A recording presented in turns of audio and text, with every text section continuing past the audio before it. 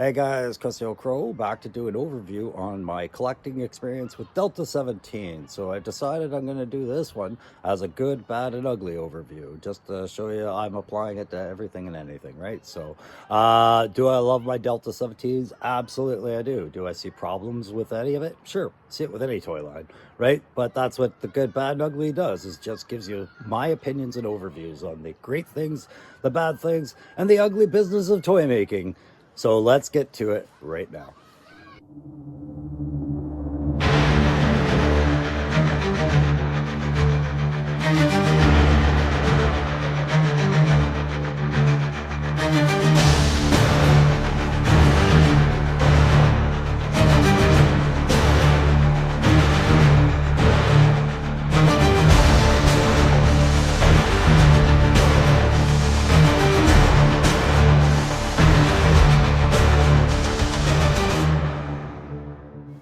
If you were to go back into my catalog, you'd discover that I've already done a video on Leonidas and on Shepard of Delta-17.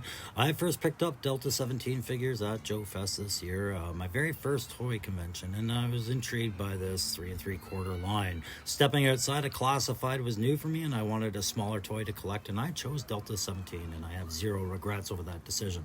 But it has led me to some good, bad, and ugly deductions about the group. So rather than do an individual review for each figure now, I'm just going to review Delta-17 figures as my experience collecting them and tell you some good points about them, some bad points or opinions I have on a couple minor things, and the ugly things I notice about it, not just as the figure, but more about just what they're up against. So here's how we're going to do this. I'm going to start with the good, bad, and ugly about Delta-17 as the comic and the toy, as I see it in my opinions with the line. And then I'm going to transition into the individual characters and run little quick good, bad, and uglies on each individual character. Bear in mind, guys, these are just my opinions, and good or bad or ugly are all relative terms to the points that I'm making and should by no means be taken as slams against the line or a personal feeling against it. I actually have an utmost amount of respect for every line that I buy, so please consider that. I'll begin with how this line is supported as one of the good things, all right? Just like in the old days, G.I. Joe was supported by a comic and a cartoon, and that was a proven strategy. You can tell because we've all heard of G.I. Joe. Well, Delta-17 was happy to follow that example and realize the wisdom in getting that comic to do a lot of the explanation work for their line for them. I consider that one of the strong points going for them, in that the comic is well written, well drawn, but I only have the one copy, so that's an early assessment, based solely on having read the file cards and the one issue I own, autographed as it is, and action-packed as it was. And the book reads much as collecting would read. We don't know much about this new enemy besides Red Sparrow and Jaguar, part of a inner clandestine operation of terrorism that Delta-17 was assembled to thwart. They're like this off-the-books special forces unit, like the A-Team meets Joe kind of thing. It makes me a little wary to say a Joe kind of thing, but I mean, as far as a military toy reference system, that has been true north for several decades. The second good point that I'm going to give them in Delta-17 used that proven strategy to produce themselves a strong but small and affordable first wave. Affordable was relevant to this, but in keeping it down to 5 core characters and then some variants to add on to it, they've made this a very accessible start-out line. The variants I referred to are the Delta support troopers, also available to join these lines as individual figures. I haven't picked them up. They are the troop build for Delta-17. I have also not yet purchased Red Sparrow, Jaguar, or any of the Okami's forces that this Delta-17 was put together to fight yet. I am basing all of this just off the core 5, because to me that seems like a great start point. It feels like the beginning of Star Wars or any good movie, your 5 key characters. Let's go over them. First, you got Shepard. He's the team leader with a really cool red and black mask. After him, you got Rooster. He's the comsman. He's got all campaign. He's dangerous, man. After that, you got Preacher, who plays, like I said, the sniper with the heart and soul of the team. And then, of course, my favorite, the very first one I got, Leonidas, Mr. Good Times. And then, her. I don't know anything about her yet. So, the way the first issue ended doesn't tell me anything. just as she was on the crash helicopter, and her name is Kestrel. But all this introduction is meant to do is just to reinforce number two, strong wave appeal. You got your 5 core characters, but one is glaringly missing, and we see her in the comic book. I'm talking about Leadfoot, not the Delta Troopers. Apparently a member of the team in an engineer capacity, an inventor. She seems responsible for rigging vehicles with all their nifty tricks, yet she's not a part of the figure release line, which one can only hope means she's going to come with a sweet-ass vehicle for the line at some point. Much like Clutch and the Vamp. Yeah, we're using another reference, so you guys know what I'm talking about. But in a figure comic relation, it's kind of a mislead, because you think you would learn more about Leadfoot due to her participation, but really her whole thing is a bridge piece to meet Kestrel. Point 3 on the list is really a reference to how they market their characters on the card back, which is to show the wave release, a team photo, and then of course a file card, a little glimpse into the world. The comic has the luxury of taking its time, giving you a much more narrative, and being collectible in that way for you to get to know the story. Where in the figures, which need to sell, they don't get the same space for them to tell their story, so that the way Delta-17 has approached the file card, again following what has worked in formulas of other lines, again is something that they are nailing here. If you can get a kid or even an adult to connect to a toy in just a few lines of script, then you are doing things right, and that's where we'll leave it on file cards to move on to the next good point.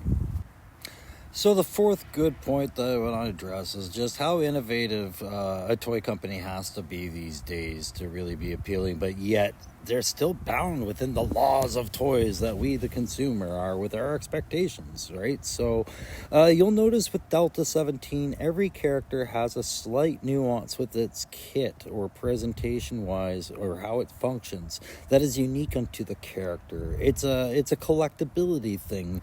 No two characters have really the same exact accessory features. And they even go so far as to include a description of what that feature is on the file card. For example, telling you how to clip Rooster's radio back onto his pack, or where to mount Shepard's NVGs.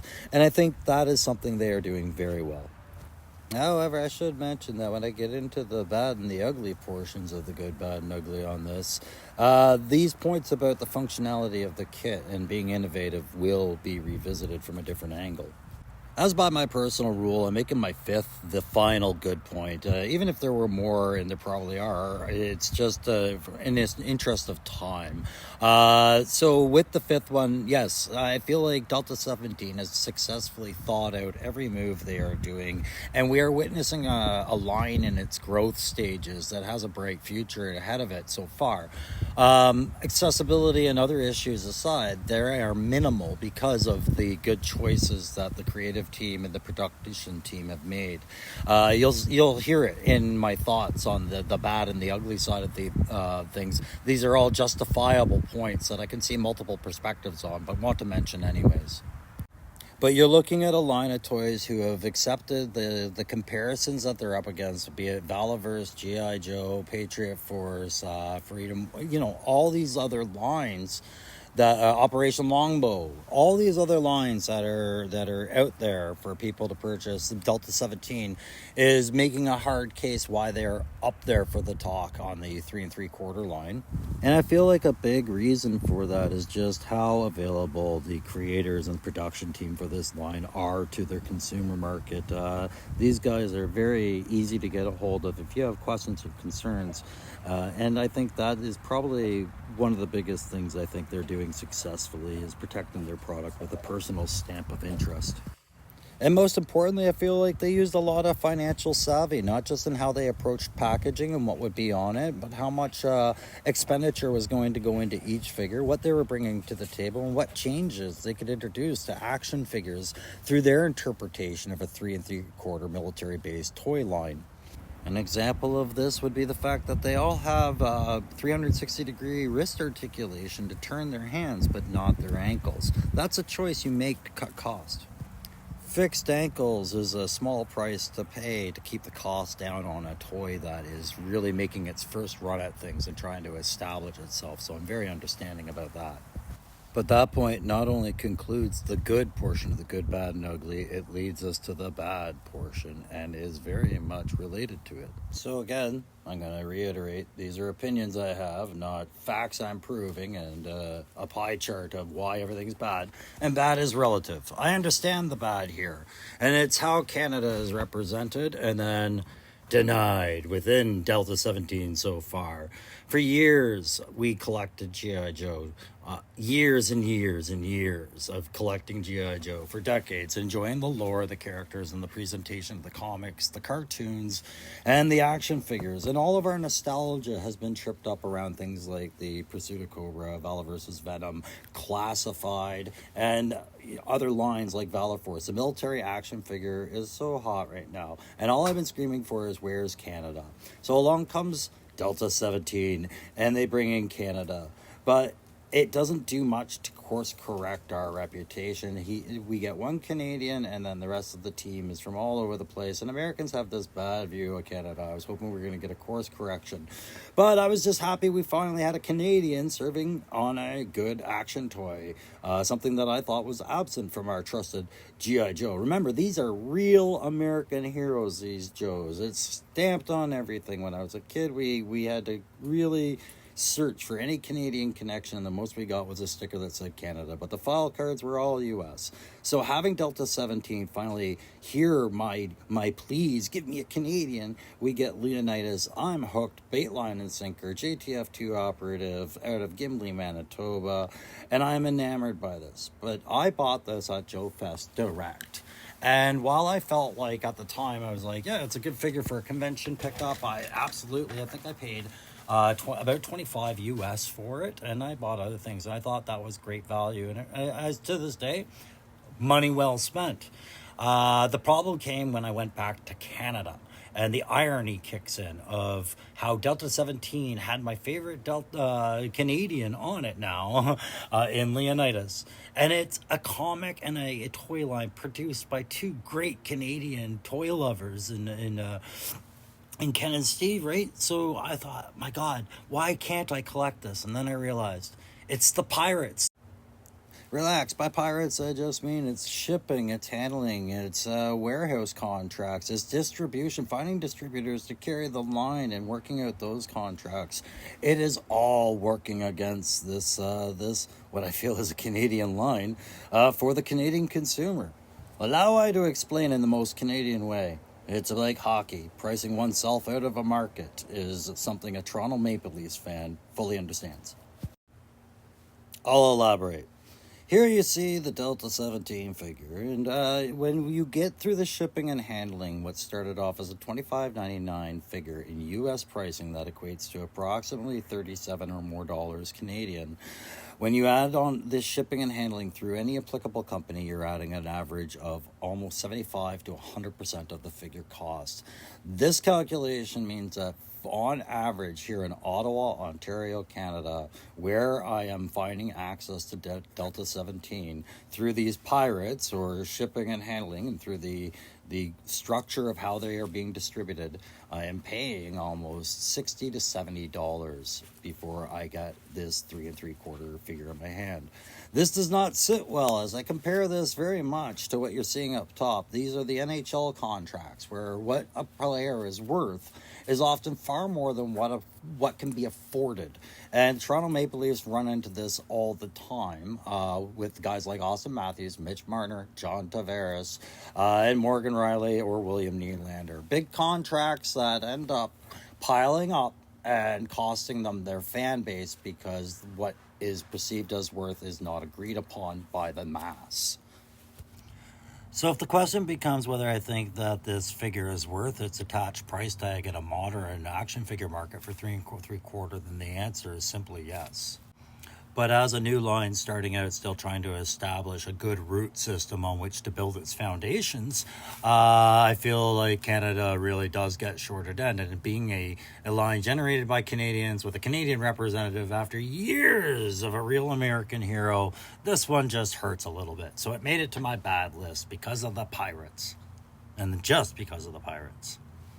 Simply because in a modern toy collecting market such as the one that we find Delta-17 in, the aspect of troop building becomes even more unobtainable due to the interference of these pirates. At the price points they're at right now, they do have an ability to be collectible here in Canada, but with these guys adding on these exorbitant, almost double down fees, the idea of troop collecting the Alpha and Delta teams for Delta-17 or any of the troop builds for Red Sparrow's army and the Okami seems a bit exorbitant.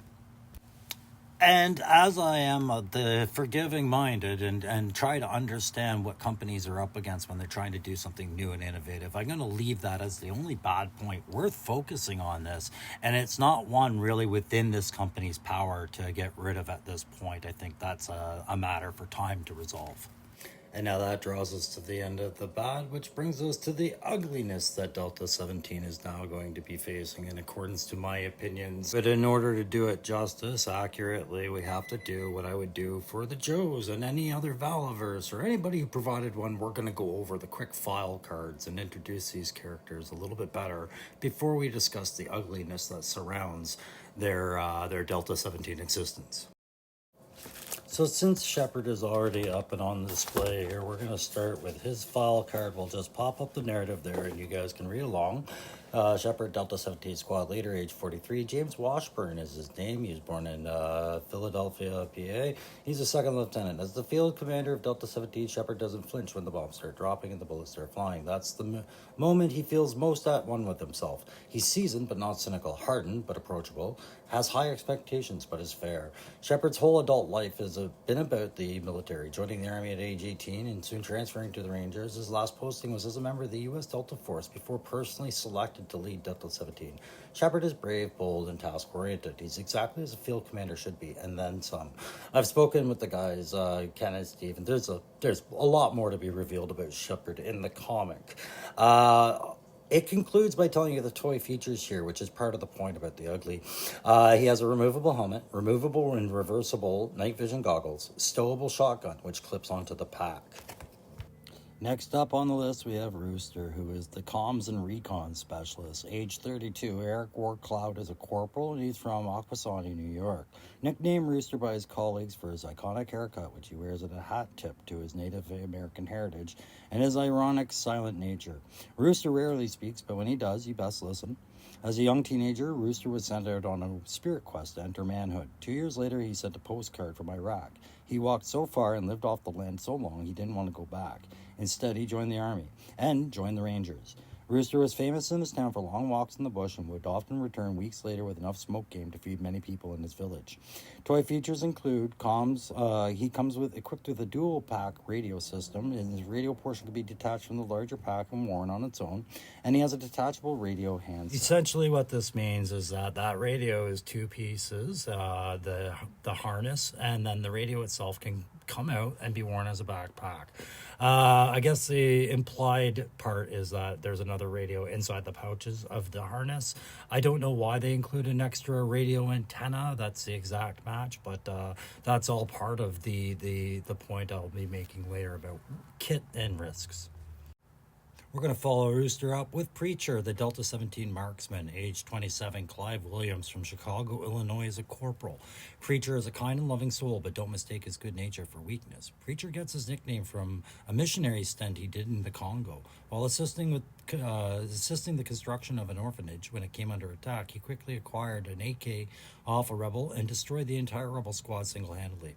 He still sends part of his pay over to the orphanage so that they can afford armed security. Preacher never abandoned his faith. He simply chose to refine it. Changing career path, he joined the Marines and went on to become a member of the Marine Force Reconnaissance Unit, specializing as a marksman/sniper. His toy features includes coming with an MRAD sniper rifle and a low-tech M4 for close-range encounters. The MRAD features a removable bipod, and both rifles can be clipped onto the backpack for easy storage. And that brings us to my favorite, which is Leonidas, Delta-17 Squad 2IC, age 36. Leonard Johnson is a warrant officer. He's the 2IC under Shepard. He's from Gimli, Manitoba. That's in Canada, you fools. Joining the Canadian Army right out of high school, Leonidas soon volunteered for a selection process with Canada's premier Special Forces Unit Joint Task Force 2, JTF-2. After several tours in multiple theaters, his attitude began to sour. Leonidas loves soldiering, but hates the bureaucratic nature of the Army. Delta-17 affords him the freedom of a casual attire, laid-back attitude, and the ability to bring his pet with him everywhere, including the battlefield, provided that the mission objectives are not hindered. Regardless of his unique and relaxed nature, his instincts and passion as a soldier remain sharp. He is highly respected as a cornerstone member of Delta-17. When all evil is vanquished, I'll buy myself a boat, write that fiction novel, and work on the ultimate tan, says Leonidas. His toy features include a puppy that attaches to the backpack and a dog bowl that also attaches to that backpack. And like I said, because of the pirates inflating the cost of troop builders, all that's left is for Leonidas to lead us to Kestrel. So let's put up her file card and get into her for a moment. Wording. So, awkward silence aside and all ability to correct it gone, I'll just tell you that Kestrel is Delta-17's Grenadier / infantry. She's 25. Her name is Magdalena Laska, and she is from Prusum, Poland. She is an infantry grenadier and a pilot. Kestrel is the youngest member of Delta-17, but her age and experience are not to be underestimated. Born on a small farm in Poland, Kestrel spent most of her childhood outdoors, learning survival skills, hunting, and exploring the surrounding forests. Her uncle was an Air Force general in Warsaw and taught her, as a teenager, to fly small planes and helicopters. Naturally, she enlisted in the military as soon as she was eligible and proceeded to join the Polish Special Forces unit known as JW Krom. Tasked with an undercover operation to infiltrate retrograde, her mission was comprised when she chose to save members of Delta-17 from certain death. As a subspecialty, Kestrel has become Delta-17's unofficial translator, being fluent in several languages, including Russian and English. And there are no kit features mentioned on the back of the card. And speaking of the kit features is just one of the 3 points of ugliness that I have to address on this one. So the first point of ugliness won't be that. It'll just be what happens when you start having so many military toys and video games on the line. Well, eventually you're going to have some cross similarities between characters, and Delta-17 has not been excluded from that. There is always going to be a character that'll remind you of another character. For example, Leonidas could remind you of Vala versus Trigger, while Kestrel could remind you of Joe's Lady J. This is not the fault of Delta-17. This is just progress of toys and what's been reflected in the line. But it's ugly. And it's only ugly in the fact that this is where you get some rather uneducated opinions or criticisms, and some harsh ones where people just lash out and say people are copying each other or they are infringing on intellectual properties, when really it's coincidence and the creativity is still equal, if not greater than, to what they're debating. And I'm trying to address just the casual glance and assumptions that come as one discovers a line. And I'd only known one other previously, those kind of examples. And thankfully, this is the benefits of having a cartoon or a comic book coincide with your line. Joe did it, Vala did it, these guys do it. This explains why these characters may look similar, but they're very, very different. And really, those similarities are hard to even notice once you get into it. I think the modern military toy line in a whole is facing this challenge, growing greater and greater. So this isn't something I fault as a Delta-17 for. I just say it's ugly. So the second ugly point harkens back to one of the positives I said, and that's calculated risks. There's still risks. You have to accept the outcome. I feel the kit selection for Delta-17's core character group in a first wave was risky. They gave it a lot of function, but some of those functions are iffy. Weapon clips that don't really clip easily. Nonsensical add-ons like radio whip antennas for a fully functional radio, and a character who's portrayed quite dangerously and should have a knife. And the character that does have a knife, that's their only function. Some kits really great, like Leonidas and Shepard, even though they're small and hard, like easy to lose. They're valuable kit. It's just you run the risks. And I say it's ugly, not bad, because this is not something, again, that they can control. They have to try and be innovative, but they have to stay within boundaries of the production needs of the people they have the agreement to produce these things with, and their own budget. And guys, this is exactly what Hasbro went through when they had to meet that first wave. They had to come up with another character on a very low budget, and that's how we got Snake Eyes. So I kind of laugh about it. So before I close it out with the third and last ugly point, guys, I got to get to that uglier part, which is where I ask you to like, share, subscribe, comment, do everything you can to try and support this channel and its algorithm. It's free to subscribe, and guys, it's much appreciated and helps me out greatly. There, with that uncomfortable business out of the way, let's get to that third ugly business. And it's reflecting on what can you get away with your first wave. A limited 5 hero release, maybe some troop builders, and a couple of villains like Jaguar and Red Sparrow. I can understand all of that working out. But to simultaneously premiere a character named Leadfoot in the comic book and denote that they are responsible for vehicular responsibilities for that team, and then not see Leadfoot in the line denotes that perhaps Delta-17 has a vehicle plan down the line. And I wonder, should they have included it in their first wave as something purchasable at the same time as these characters? What kind of decision-making process ruled it out? I'm not telling you guys we should have a souped-up Datsun right now, but I am wondering why Leadfoot was excluded from the first wave to just have all the emphasis put on Kestrel. And I guess that's the sort of thing those creators want me to ask and wonder about, in hopes that I will stay dedicated to the waves and follow through when they do release bigger items. And I do want to do that, but the accessibility is always going to be the pirate in the way through shipping and handling and this border. Yada, yada, yada. I digress. Hey, guys, that's going to sum it up for this good, bad, and ugly on my Delta-17 collecting experience. Thanks for watching. And thanks if you left a comment and told me about your Delta-17 experience. And thanks for hitting like or subscribing if you're a new subscriber. It's great to have you on board. Don't forget to catch my next Good, Bad, Ugly, as I'm going to hit up Joy Toy out of respect for a good buddy of ours here in the community, the tribes as I call it, Wraith Maze. Stay tuned for that, and thanks again.